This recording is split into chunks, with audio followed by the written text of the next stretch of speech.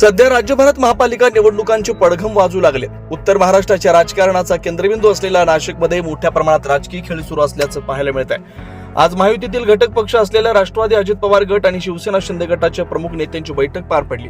बैठकीत महत्त्वाच्या मुद्द्यांवर चर्चा झाली।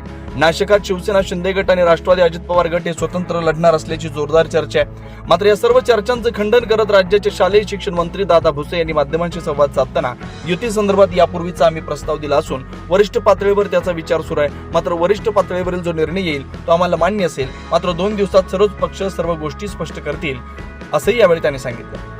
माननीय समीरजी भुजबळ यांच्याकडून निरोप असल्याच्या नंतर मी स्वतः त्यांना भेटलेलो आहे।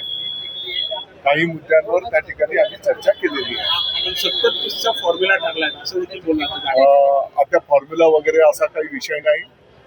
नाशिकच्या एकंदरीत महानगरपालिकेच्या निवडणुकीच्या संदर्भात चर्चा आम्ही केलेली आहे। भाजप सोबळावर लढणार काय? भाजप सोबळावर लढणार हे मी कसं काय सांगू? आम्ही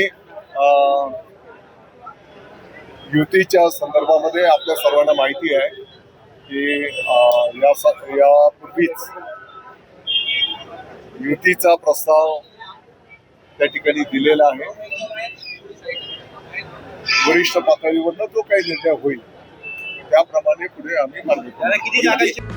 त्यामुळे आता नाशिकमध्ये महायुतीत जागा वाटपावरून रस्सीखेच सुरू असल्याचं पाहायला मिळतंय। अवघ्या 2 दिवसांची वेळ असताना अजूनही जागा वाटपाचा तिढा सुटलेला दिसत नाही। त्यामुळे आता नाशिक महानगरपालिका निवडणूक ही महायुतीत होणार की नाही अद्याप गुलदस्त्यात आहे। 9 न्यूज महाराष्ट्रासाठी प्रतिनिधी अमोल वाघमोडे, नाशिक।